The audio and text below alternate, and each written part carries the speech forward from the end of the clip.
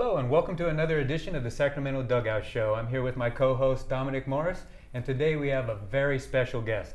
Over 52 years at Cordova High School, 45 years as the head skipper at Cordova High School with 972 high school victories. He also has 5 section championships, and he was also inducted into the National League High School Hall of Fame and soon to be inducted into the Sacramento Baseball Hall of Fame.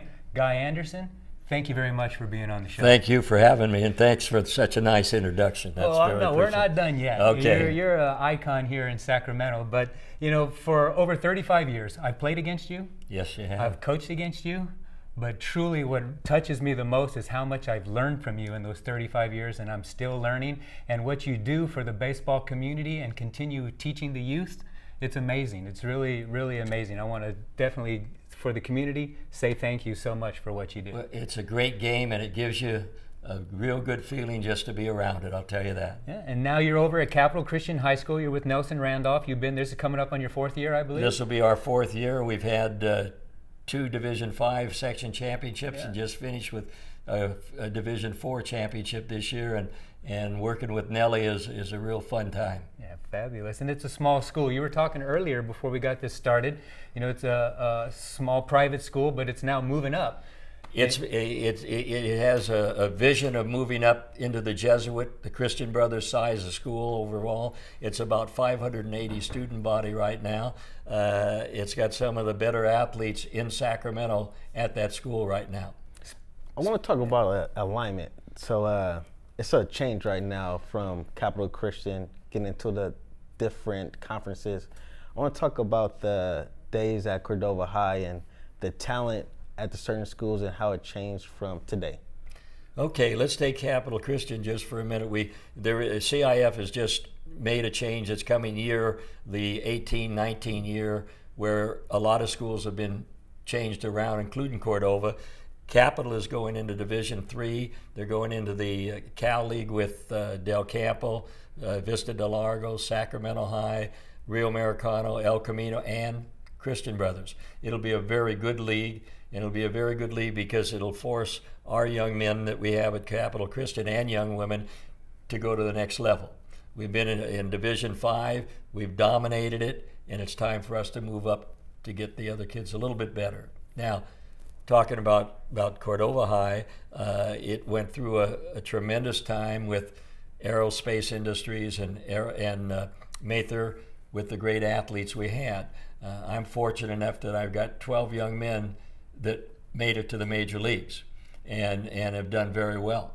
And in fact, one of them, I just got a message from his father here yesterday, Jeff Jenkins. That might be a familiar name. Jeff was just put in the Milwaukee Brewers Hall of Fame a week ago, which is quite something. And then he has also been put on the University of Southern California's all-time baseball team. That's a great honor for him. But we went through stages there with larger enrollments, 2,400 student body. A different demographics has changed. The school is smaller now, and we parted ways here after 45 years and just tremendous times with tremendous athletes. And I'm blessed that I can still continue to coach, and I'm at Capital said we'd like to have you come over and coach over here, and so that's where we are right now. Yeah, everybody, even I went to my AD at Kennedy and said we have to see if a guy wants to get into the game and get him here, just how he treats the youngsters and let them know that they are important. It's not just, you don't just teach them baseball. True. You teach them life facts, you teach them life lessons, and you're actually a part of their life for a very long time. Just for instance, the people that have gone through Cordova, whether they played with you or around you, you have people that have gone through coaching at the major league levels, coaching at the collegiate level, got scholarships to college, are actually coaching now or still a benefactor in the community, all because of what you taught them, guys. Well, I appreciate that. I've got one new one that I didn't realize he's on the Folsom Cordova School Board now, Mr. Clark, who went to Kennedy High School and played against me, and I got a chance to reminisce with him here a couple of weeks ago when they were interviewing for the new principal at Cordova High School. But it's just, baseball is a game that just encompasses you totally in regards to coaching it, but you also have to take a look at the outside venture as well. Not everybody's going to be a major leaguer. Not everybody's going to get a scholarship at college. And yet there's a lot of baseball still to be played because, as you know, I'm playing Golden Senior softball now. And there are a number of Golden Senior players that went to high school and played against me. And championed at Golden Seniors for numerous times. Yeah, exactly. So the game is still there available to you. And if nothing else, you can become an announcer. You can become any other parts, a trainer, the lights. You reach a point that if you don't make it to the next level in baseball, there are many other careers in baseball that you can still be in and enjoy the game. Absolutely. And for me, it was lucky enough to do the coaching. So with the high school coaching, from you mentioned your name, everybody knows you, not just from the baseball coaches, but all sports in general. But from being the head skip at Cordova, but now being the second I'm the man, assistant coach. You're the right assistant now. That's coach, and that gives you more free time. It takes away a lot of duties from you, right? Frees you True, up. but those duties were part of the love affair that we had at Cordova High There you School. go. Okay, our hot stove league deal that we had every year for our fundraiser. It was a fundraiser, but it was a fun fundraiser, if that makes sense. Right. And the dealing with parents, explaining the situations, and no coach has a perfect situation. You're always going to have somebody that isn't really happy with you, or why didn't my kid play? And I can tell you that having 3 daughters and a stepson and stepdaughter, that the experiences they've had, I can understand a parent wanting the best out of their youngster. Right. And so those things come up. But yeah, what you just said is true. All I do is coach now. However, Nelson taps the brain a little bit on various things that we talk about, and that's what's fun coaching right now. Is I have another gentleman, Ralph Largo, who was out of Davis and UCD for a while, and a coach in the New Britain in England in the World Games. I mean, he's a very fine coach also. And so between the three of us, the 15 minutes before practice is really a fine time to chat and talk, and we get a lot together on it. And so the end result is that I kind of compare a coach as a jockey. You have to have the horses to win.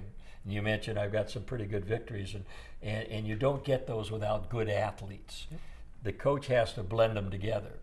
And that's where today the biggest difference for me is that at Cordova, I followed all of the kids in Little League. I followed them all the way through, and I had a pretty good idea of what was coming, and they had a pretty good idea who they played with. At Capital, we get them from all over the place. And now it's the job of not only teaching them baseball, but forming, again, through a Christian belief, a team concept. And that's a challenge. It's a real good challenge. Yeah. And another thing that you do for the community, and you have been for a very, very long time, you and Dusty Baker are great friends. Yes. Have been doing stuff together for a very long time in the community with the Dusty Baker baseball camp, and you just recently finished that up. How'd that go this year? Well, that went real well. We had 2 fine weeks, 1 week with the 7 through 11s, and the next week from 12 through about 17. We had 84 the first week, 64 the second week.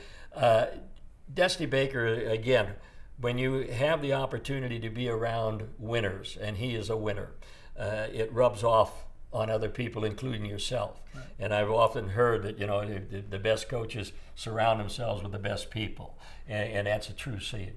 But we had 2 great weeks over at Capitol. This was, I think, about our 23rd or 24th week, year rather, with Dusty.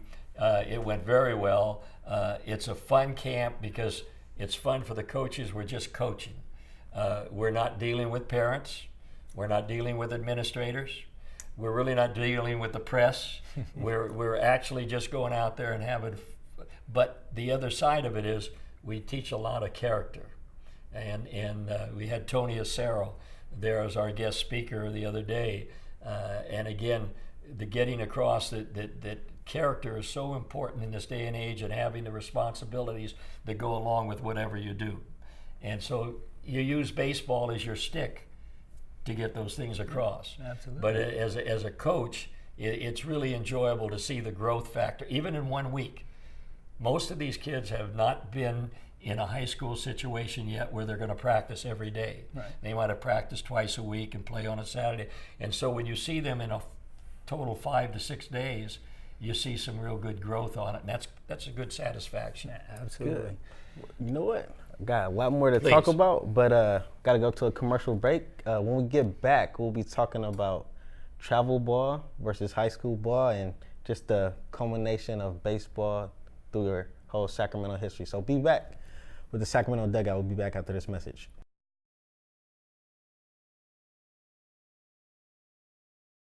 And welcome back to the Sacramento Dugout Show. And this segment is called the Hot Corner. You know how we roll. We're going to throw it out there and just go around the horn. So, Dominic, back in the 60s and 70s, there was truly the baseball leagues or the baseball seasons was you have spring.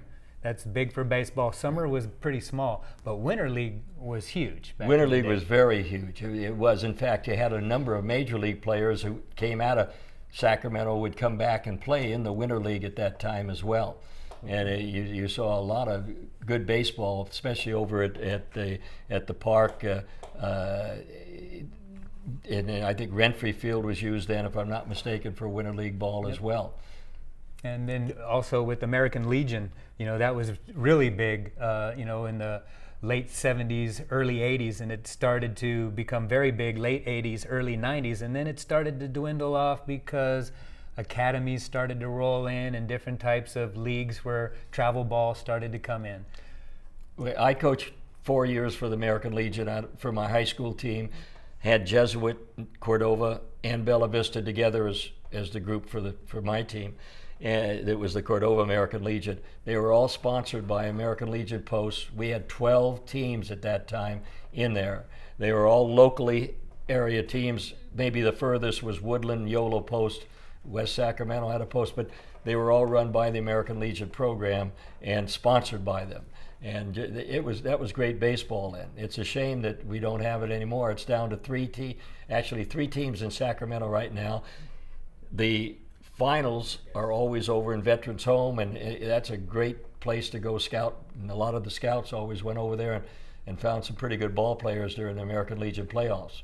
Yeah, I grew up in Oakland. I'm a transplant to Sacramento, but it's pretty similar. So when I was growing up, we did have American Legion. We did have certain Babe Ruth teams, but I started to notice the emergence of travel ball clubs. And I know spoke off air about the influx of travel balls. I want to know your opinion on the type of players that come from like travel ball academies and like their attitude towards baseball compared to back 40 years ago when it was just a limited amount of clubs playing. Well, number one, travel ball, you have to have money to play, okay? Back in the days of the American Legion in that area there, and Senior Babe Ruth and Big League, the coaches and managers did not get paid. They were all volunteers. There were ex-players like Al Anisich was a great one that was involved with it at the time, Paul Land and other gentlemen. They all donated their time to have baseball. Now we have this, if you pay so much money, you can be on a travel team. The things I miss about, that I don't like about travel team, let's put it this way, is they don't really practice much because they don't want to pay a lot of money to rent a ball field. When they do rent ball fields, because they don't have fields of their own, and in doing so, you're going to find that it's strictly games. So you have to play the game of baseball to learn it. I agree with that 100%. But you have to learn to walk before you run. And then you can run pretty good. Well, the same thing in baseball. You have to have fundamentals. And I just think that there's not enough of that being taught at these various academies and what have you.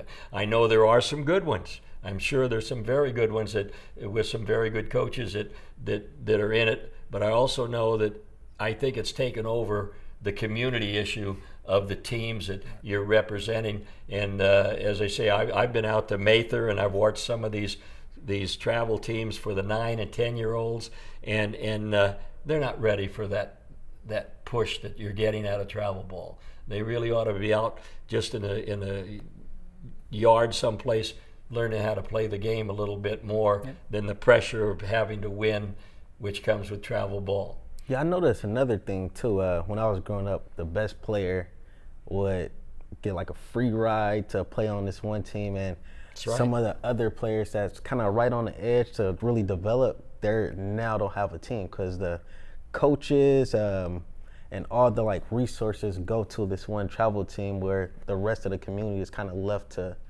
find their own place to play. So that's one thing that I noticed about travel ball that kind of took away from the essence of league play and just regular community baseball. Well, it's interesting you say that, because just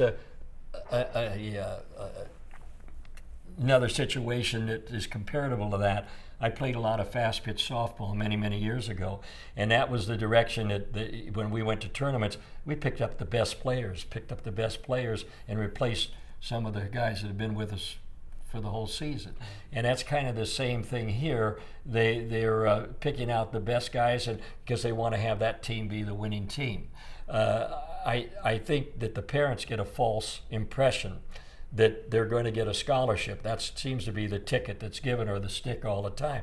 And yet there's only 11.7 scholarships given to Division I teams, such as Oregon State that just won the national championship, USC, UCLA. Those kind of schools give 11.7, so they don't give full rides all the time.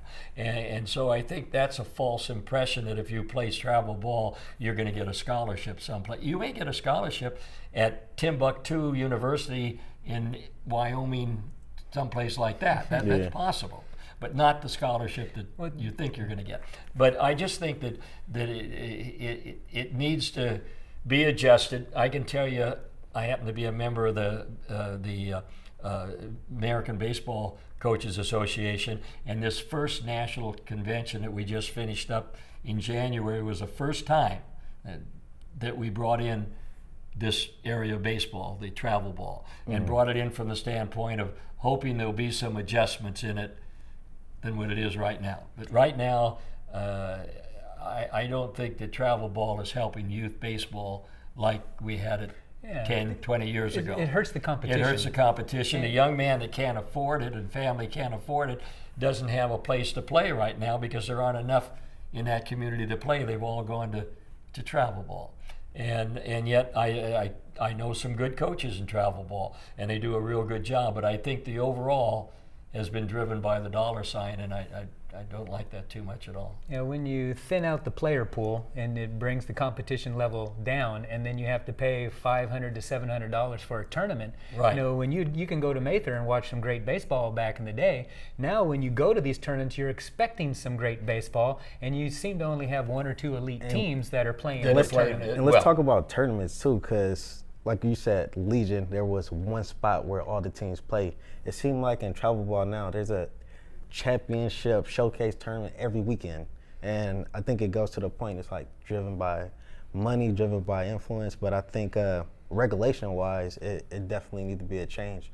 If this is the way of baseball and more players are playing in these tournaments, it should be regulated to a sense where it should be some kind of parity for. We don't want an AU situation, starting to develop like like basketball is extremely popular from a very young age till now, and it's played year round. They're having the same type of issues that baseball are having. The only issue they're not having is the kids aren't leaving the game. The kids are staying and playing at every level. What affects the baseball is the parents pull their kid off the team. That's the way it's going to be. True. They yank them off out. Are the kids actually there because they love the game, they want to play the game, or are they the kids these days, are they out there because the parents are putting them out there and paying for them to play? Have you seen any overflow of travel ball teams within high school saying there's like a weekday practice or sessions of players? Is that affected to the high school level at all? Well, this is a point, because high school ball generally ends in May, and that's when your amateur ball takes over. But you're seeing, and we found this already in Sacramento, that travel ball is starting about midpoint of the high school season as well right now. And so there are young men that are not going out for high school baseball because they would rather play travel ball. And I think that's sad because, as I say again, I think some of your greatest years in sports, no matter what the sport is when you are in high school. Yes. And what's happened is that there are a number of schools, which I won't name, that their programs are almost gone. They don't have a sophomore team anymore because these kids are already committed to travel ball.